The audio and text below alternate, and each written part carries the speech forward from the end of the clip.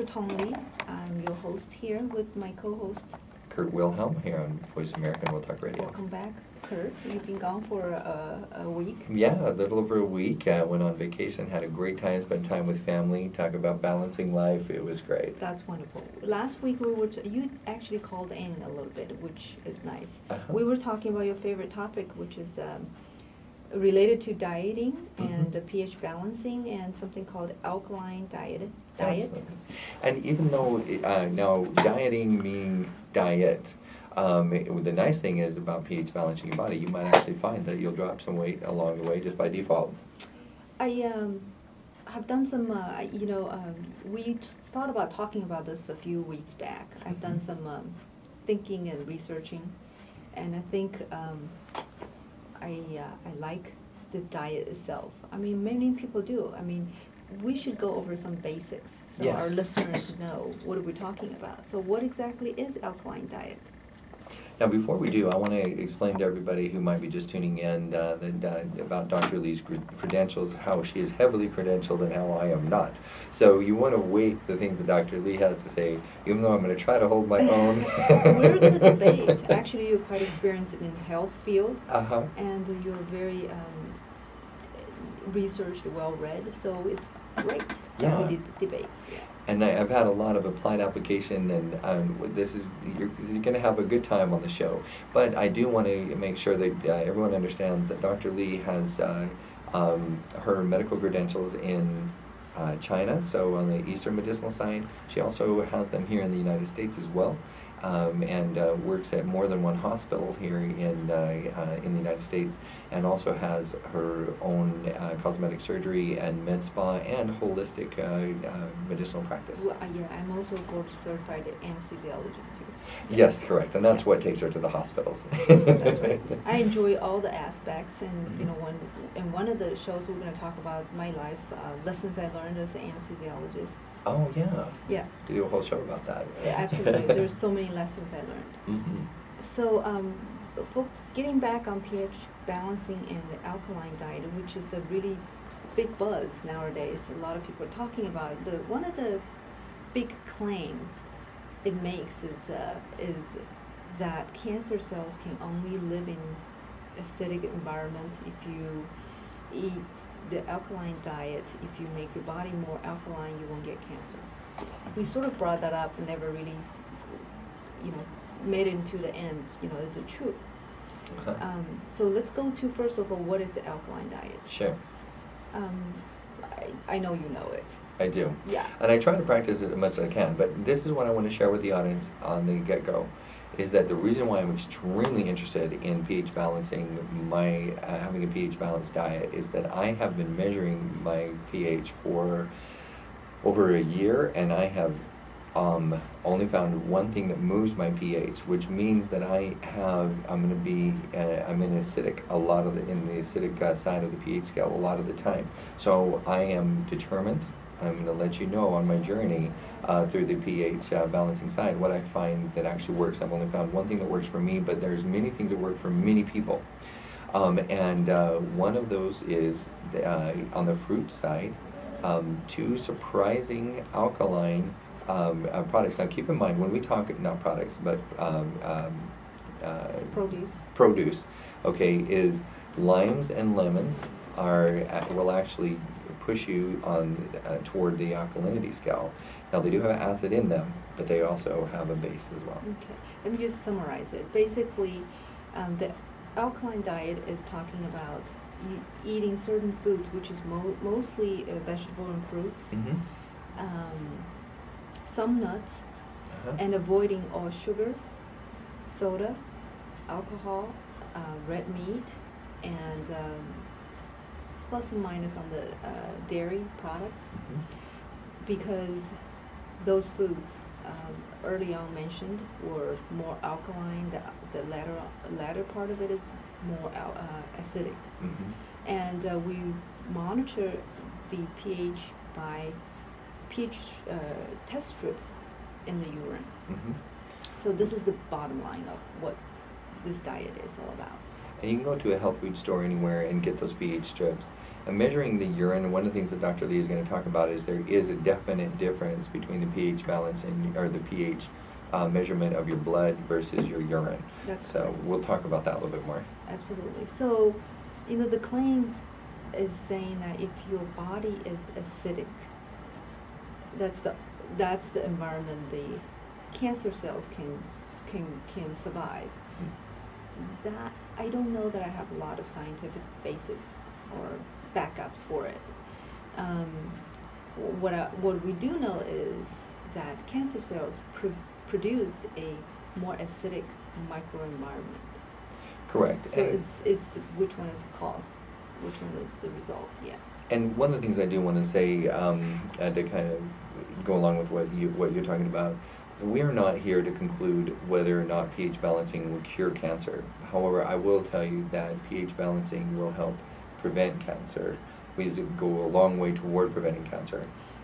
This is the one part I even going to debate a little and bit. We're setting up the debate. Can you tell? So, I would say the diet that's in so-called alkaline diet or pH balancing diet is a really good diet. Sure. That diet can be very cancer preventing because we know the fruits and vegetables are very good for you. But is it the pH doing that? It remains unknown. I understand. Yeah, because we know it's a good diet. I mean, is it the antioxidant property? Is it the fiber? Is it something else? But it's a good diet. It's a good diet. I don't know that it should be called alkaline diet, but it's a good diet. I don't know, how long have you been eating a lot of fruits and vegetables or alkaline diet? How long? I would say, well, okay. I lost almost 90 pounds by eating mostly fruits and vegetables.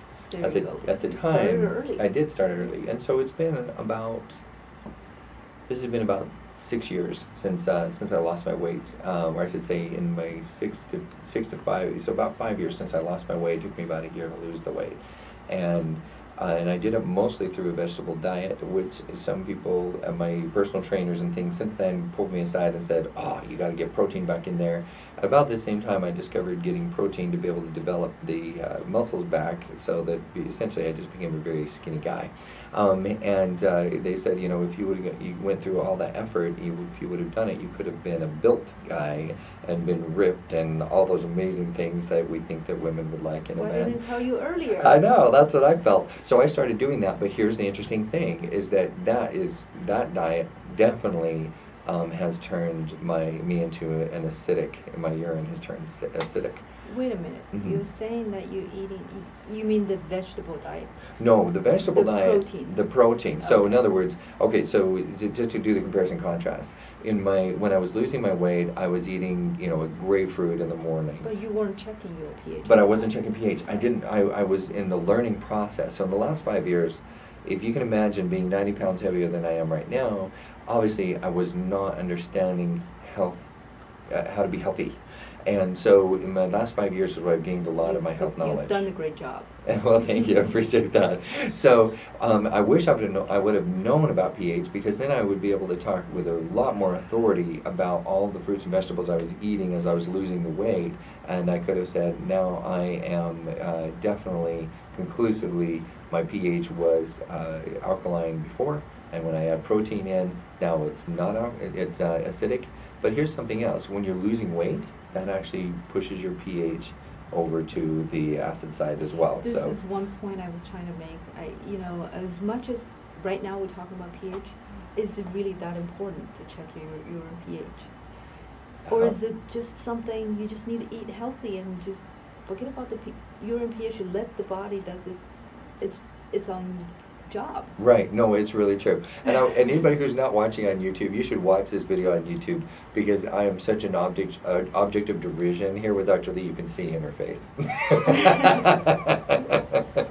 But I really do believe in the myth of the pH balancing and alkalinity. And my those of you who listened to last week's show, my brother was actually on the show, and if any of you wonder if his voice sounded a little bit like mine, as our videographer is nodding his head yes, it was really funny. Just a side note that as we grew up, there would be young women who would call our home and would get confused about which one they were talking to, so we could listen in on each other's conversations by actually being involved in the conversation. And then we'd say psych and move on. But anyway, the point is that my brother has been able to use pH balancing, but I agree with Dr. Lee. For his gout. But I agree with Dr. Lee, is that which one is it? Is it the fact that he's eating right, or is it the fact that he's pH balancing? Well, actually for gout, it's a little bit different. We know that uric acid, or urate, is more soluble in the alkaline urine.